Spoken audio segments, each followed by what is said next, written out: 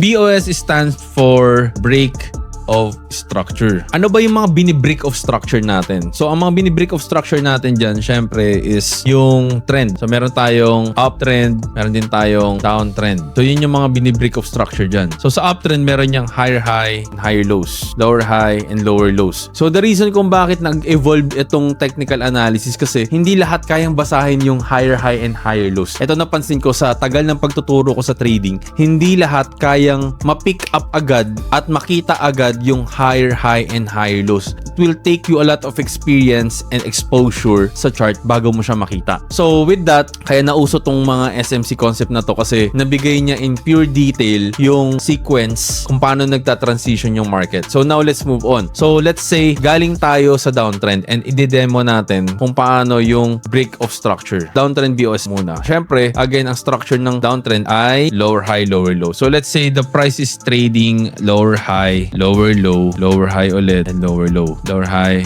and lower low. Yan. So, kailan siya magbe-break of structure? So, since ito yung structure niya, lower high, lower low, lower high, lower low. Lagyan natin ng lower low, lower high, lower low ulit, lower high na naman, lower low. Tapos ito, ayan. So, yan lang muna. Pag nagkaroon siya ng swing, tinamaan dito. So, ito yung sasabi nilang raided. Ni-raid daw, raided.